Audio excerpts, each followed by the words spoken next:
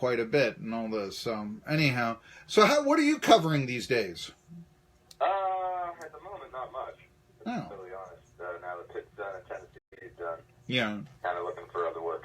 I get that.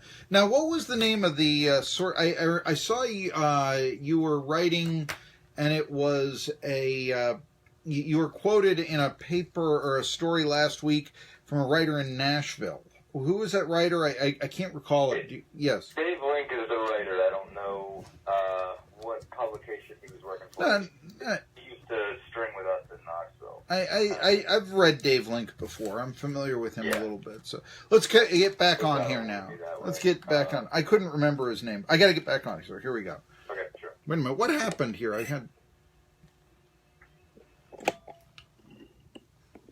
We apologize to our radio listeners. I thought for sure that was on. I was here engaging in some small talk with the great Dustin Dopriak.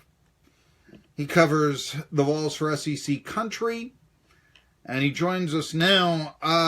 Dustin, who a couple of years ago wrote for the Knoxville News-Sentinel as well, and I know that you were in the midst to actually vote on the AP poll, so this is a pretty good source. And you've covered, college sports in Pittsburgh, in Indiana, and in Tennessee. So you've got some background, but what is your initial take on this whole coaching search down in Knoxville? What comes to mind when we think about the last 2 weeks? I mean, it's totally nuts. This is the best way I can put it. I mean, I haven't seen anything go down. This is unprecedented. I think that's pretty fair to say. I don't know that we've all watched a lot of these coaching searches happen. Year after year, everybody, major programs are making hires. And there is always drama of some kind. It's not shocking to see that, but the level has been something else. You don't often see. I don't think I've ever heard of a first-year athletic director getting fired within a week of the end of the season because he botched the coaching search so badly, basically. And not only that, I mean, you have a lot of power struggles involved there. I mean, and I think it's going to be years before everything comes out and what really happened. There's going to be a lot of sort of inside stories as to how this all went down, and who was influencing who and everything like that. I think there was just so many unforced errors, but there was it's a story unlike I think anything I've certainly ever covered. I've certainly never covered anything like this whatsoever. Anything even broaches even comes near this. But this is an entirely different level of anything we've ever seen involved in the coaching search for sure. So that's sort of the first thing that stands to mind. It's just like every day there's something else crazy that's going on. Obviously, it's calmed down a little bit since they made the athletic director change, but just simply the fact that change had to be made. Not only the change had to be made, but also that a former coach who was pushed out managed to push himself back in to become the athletic director in the span of this is a pretty wild story. A lot of people say that's Phil Fulmer. Look how he got the job in '92.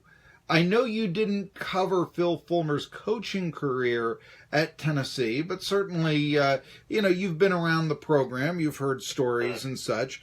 And what I get is I hear two national sources say we're hearing that Fulmer sabotaged the Currie coaching search. And then there are local sources, and I've got my own takes on those local sources. Oh, no, there's nothing to see there. But they do, appeal to a Tennessee fan base, and they do have kind of reputation of being, dare I say it, fanboy reporters, the ones that are saying that, in my opinion, Dustin. That's what I'm saying. I'm not going to ask you to, brand any of our media brethren. Yeah. Okay, that's me. That's not you. We'll say that, but that's the thing. Anyway, my thought is, and I'm just going to ask you, what do you think about the allegations that Fulmer sabotaged Currie to get the AD job that he coveted? I don't know what to make of that. I haven't dismissed it out of hand, put it that way. And obviously, I'm watching distance, so I don't know what's really going on. I mean, I think, we could spend an entire day on the media aspect of this. Sure. Or in terms of, because there's also, I mean, I think you can also kind of tell who some of the national guys' friends are by watching this and how how they've defended some people. This has been sort of watching this whole sort of ecosystem nationally and locally operate throughout this search has been telling. It's been intriguing. I mean, like I don't want to go so far as to say telling because I don't feel like I've come to conclusions necessarily. But there definitely you can sort of tell you can get an idea that who's protecting who, and who's serving as who's unnamed source and stuff like that. I mean, I think everybody's playing ball. Everybody's using the media to play ball, and that includes Currie, I think, and Fulmer, and sort of everybody knows their guys. It seems like, but I don't know. I mean, I have some guys there. There's a lot of guys still that I very much trust, and my short answer is I don't know what happened. I understand you don't want to throw any of your friends under the bus and all that. The best way I would put it is the guys that I really do trust don't seem to have taken a stance on this one way or the other. I guess is the best way I could put it. The guys that I consider sort of my closest friends still out there don't seem to have taken a position on that particular topic. They're not necessarily behind Fulmer or behind Currie. So that kind of tells me that the guys that are really objective on this piece aren't necessarily being told the story. Because anybody, the guys who are not expected to carry water either way are sort of not being fed whichever line is coming from whichever direction. Or maybe they're being fed both and they just refuse to carry water on either side. So I don't know. I think I certainly imagine that there are ways that Currie felt like he was sabotaged. I would bet that Currie would tell you that, and maybe he has honest reasons for feeling that way.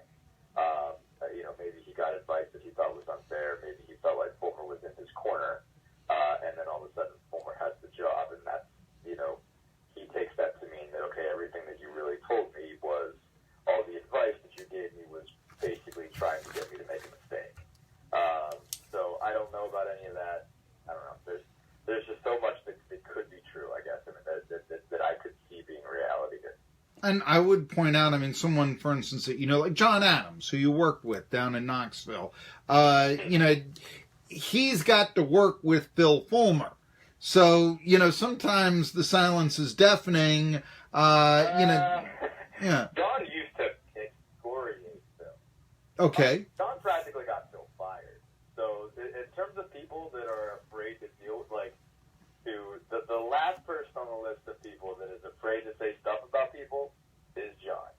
The single last. And yeah, especially when it comes to Phil. I just threw that as a guy that I knew that you worked with and such. And it's a good point there because obviously Adams, he's the senior columnist. I mean, he's been there for a long, long time. And just because a coach doesn't like him, there's a little bit of a difference there in how a newspaper would handle a John Adams versus how they would handle, a new stringer or something like, who are you again? And all that. Even if the stringer was in the right. And that does happen a lot. Heck, it's happened, happened to me a few times. But anyway, let's go into the coaching hires or the rumored candidates right here. A lot of them, Chad Morris is obviously out. He just, signed as Arkansas's new coach. There are, it seems that it's going to be an SEC defensive coordinator. And I got to tell you, this reminds me a lot when Phil Fulmer looked and was the major influence in bringing Carl Torbush in to be the first head football coach of the ETSU football revival. Now, Torbush is 11-22 as the football coach at East Tennessee State, and as I pointed out, I mean, Kennesaw State started up football the exact same time, and they're in the playoffs and in the semifinal round, so we can discuss on what kind of a job Torbush has done and all this, but it just speaks so much of a Fulmer search that these are the candidates that came out and such. But the question I'm going to ask you here, Dustin Dopriak of SEC Country, is do you think that a Phil Fulmer would be able to sell a coordinator to the Tennessee fan base, whereas a John Currie could not, especially if this was at the start of the coaching search? In terms of level of excitement, I mean, obviously the Giano issue has a lot more layers to it. But I think people would have been disappointed if Currie. I think right now, if they get Pruitt, they're going to be happy. Specifically, if they go get Jeremy Pruitt or Mel Tucker, I think if they get one of those two guys, they'll be satisfied now. They'll be okay with it. But just because I think there's a level of, are we going to get anybody? Or is the musical chairs going to stop and we're going to be sitting by ourselves? But so I do think there would have been some level of disappointment if they got him one of those guys in the first couple of days when sort of all of those other names were on the market. But now that you're seeing, I think it's as much of a timing issue as anything. It's because all of this craziness transpired, and now they're on the other side of it, and you've seen a bunch of other coaches go different directions, and you've seen guys re-up with their current teams, and you're sort of wondering, okay, who's still available? Then I think Pruitt, a Pruitt or a Tucker becomes much more palatable than they might have been. Now, I don't think if they had hired Pruitt or Tucker at the beginning, I don't think Greg Schiano inspired protest just because he was a defensive coordinator. I think that there was obviously, again, a lot more layers to it. I think if they had gone with Pruitt or Tucker, you would not have seen the backlash. Out of the gate, there would have been a lot of ho-hum, this is boring, but I guess I'll see where it goes. In part because, Kirby's smart. Guy that you can obviously point to and say, well, Georgia took an Alabama defensive coordinator and look where they are.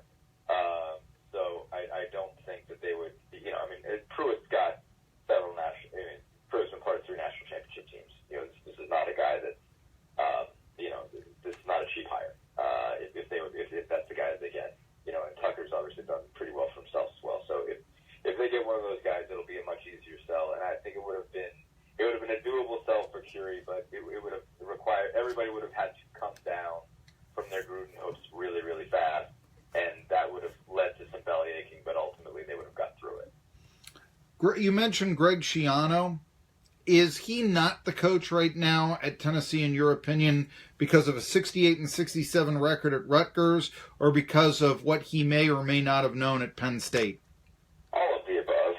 I think, if he had, basically, there's just no overwhelming argument for it, for that. I don't think it's a good move, frankly. I don't think it would have been a good move for Greg Schiano.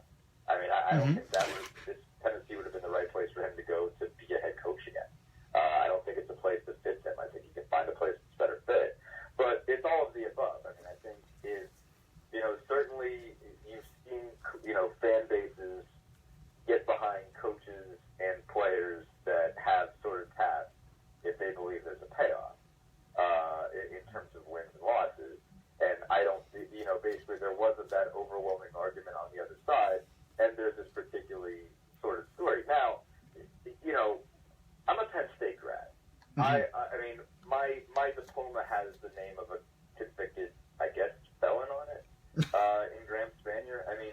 I understand the inclination, and not only that, support the inclination to not get yourself involved at all and not have to worry about who did what and find out years later. There's basically, even if you accept what we know about Greg Schiano at face value, there's about 30 other stories. If you just accept the McQueary testimony and say that part's fact, but I got 20 other questions after that to find out about what Schiano did, what he was, and this is a guy that was 25 years old in the low man Minnesota pool at that point in time. Mm-hmm.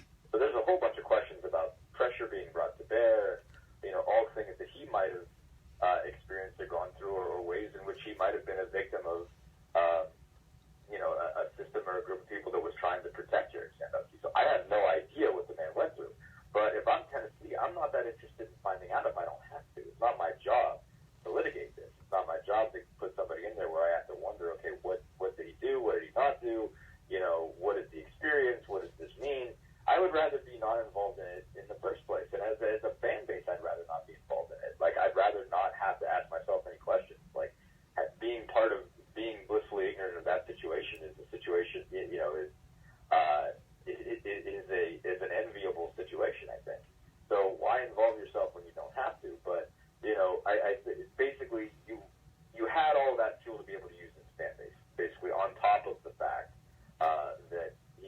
greatest record. And you know, I mean, there were stuff that he did at Tampa that wasn't necessarily on the up and up. You had a MRSA infection situation going on over there.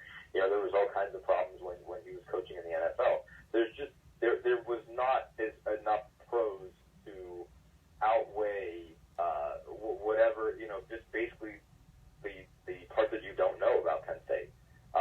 So basically, the answer is either or. It's all of the above. It's the fact that there wasn't a big enough counter argument for the fact that that there is this muddy situation at Penn State that you don't know about. Well, let me ask you, when did you graduate from Penn State? 2004. 2004. Okay, Dustin Dopriak of SEC Country. Did you ever hear any of the alleged jokes and all that were around the football that sort of thing? You never did?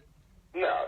Okay. It's funny because I remember when the story broke. I mean, I think there were even people telling my mom that like, well, he was there at the time. He had to know. I'm like, I was 20, 19. You know, like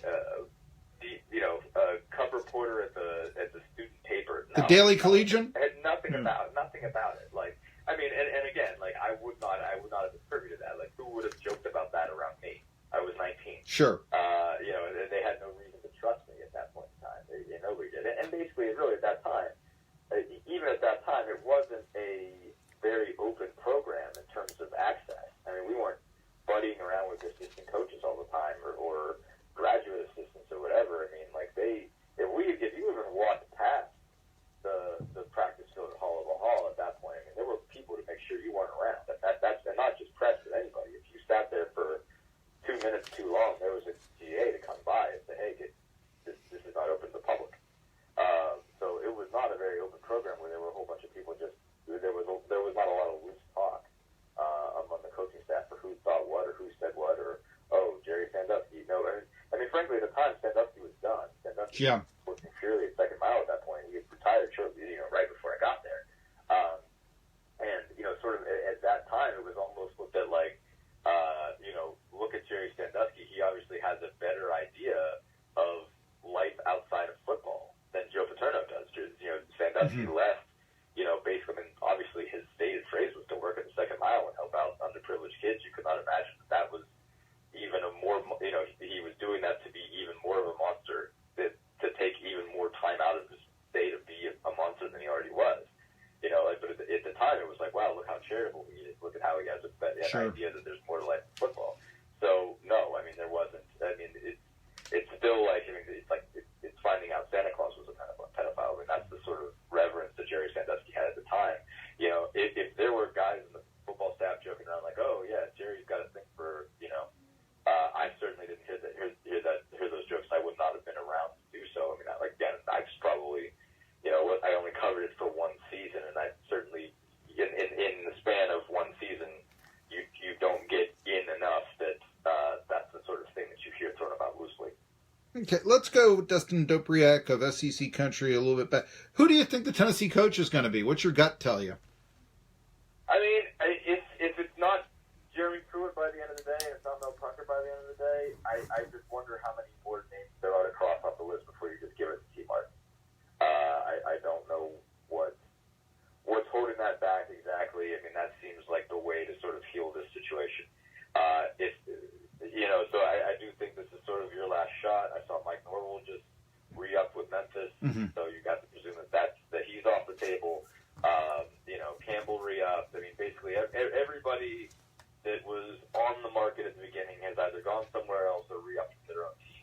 So I think if it's not one of these two defensive coordinators that's being thrown about, then just hire T. Martin and get it over with and go get him a good staff and go put a team together that makes sense. But allow him to sort of rebuild the brand of Tennessee football. I feel like once you get past these next couple of guys, like don't try Kiffin again. Don't go down that path. Just hire T. Martin and be done with it. I think Kiffin is, the people have mentioned that's a very insular mindset. And for that matter, I think that hiring Phil Fulmer may be an insular mindset as well. But, the idea of, well, who's been a head coach? Here's a guy that was 7-6. We think about this, and it's not necessarily thinking out of the box when you suggest that Lane Kiffin should come back. And, Tennessee fans of every program, I think, are somewhat insular. But one of the things, Dustin, that I do get a lot of times when I hear people talk about, well, this is the staff that we'd like to have on, it's always all old Tennessee players, all old Tennessee coaches. I'd like to see John Chavis come back, that sort of thing. Look, I get it, but I think the reason why Tennessee fans do that is, frankly, you don't know who the fan in Johnson City probably doesn't know who the up-and-coming linebackers coach at Colorado State is that could be a good defensive coordinator. And so they look at but I think that it does signify how insular, not only the mindset of Lane to come back, but also a little bit that Phil Fulmer is the athletic director as well. But one thing you mentioned about T. Martin, and call me insular, but I think that he would be a very good hire. There's some talk that T. Martin and Peyton Manning don't get along. Had you ever heard that? Not on the beat. I mean, I've seen the same reports that you have. Basically that Peyton sort of shut down T. But I wasn't around. Nobody I was around in my 2 years on the beat suggested that, way before the fact. But it does seem like there's been a bunch of these reports coming out that that Peyton basically put the kibosh on any talk about T. So that's a bit of a surprise, I would say. That seems kind of weird to me. I mean, I wonder, does that come from did it bother Peyton in some way that T didn't want to work for Butch? I don't know. I don't know if that's got something to do with it. I mean, I have no idea what Peyton, what obviously they played together, so I have no idea, how that would have gone down or what that comes from. It's certainly interesting. I mean, you'd want to ask the question. It's like, okay, well, all right, Peyton, what's your reasoning here? And take it from there. And then, okay, you get an idea. It's like, okay, was there just some kind of stupid bad blood between you guys when you were in college, or is there some real assessment that you have to make as to why you don't think he's qualified? Where are you going with this? So, I mean, that's I had not heard that before, but I was surprised to see some of that come out in reports the last couple weeks. This is my theory, and it's only a theory. I'll tell it what it is to you, Dustin. I did some features when T. Martin was the backup quarterback for the Steelers for some Tennessee publications. I actually also once covered a game down in Tennessee that T. Martin played. But let's just focus on Sports Talk Magazine. People in the Tri-Cities who've been around here will remember it. I was their lead writer, blah, blah, blah. Okay. I did a feature, I remember, big cover story on T. Martin. And the only thing I can come away is I came away from T. Martin thinking, very nice guy, but a little bit of a whiner, and I never got a head coaching personality out of him. The reason I say whiner, Dustin Dopriak of SEC Country, is I was asking, well, why aren't you the number 2 right now? And he blamed going away for a funeral during training camp for a beloved family member as the reason. And I could have shown you the stats that he put up against those of Tommy Maddox, who was then the backup of the Steelers. And I said, well, look, Tommy's stats are better and all that, this sort of thing. Now, we all know that the NFL doesn't like it when you go away for a funeral in the middle of training camp. I understand. I do think that Martin is a bit justified in doing that and all this. But the point being is that would have been the young T. Martin that Peyton Manning may have known. Now, I had another writer, I asked her about that, and she said, remember, that was almost half his life ago. Don't you think after 10 years of coaching, his personality might have toughened up a little bit? And he could, say, you don't play at that position, you play where I tell you to. A little bit of that.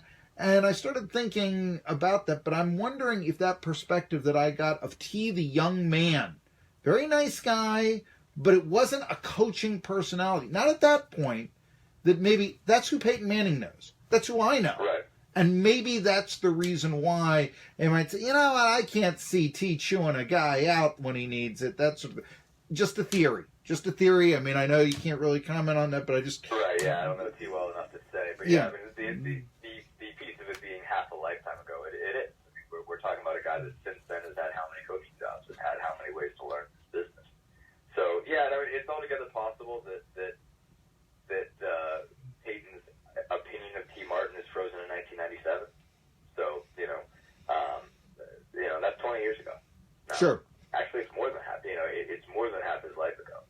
Sorry, right about half his life ago. Right about the same. He has lived a whole life. 20 years since. He probably lived 20 years before.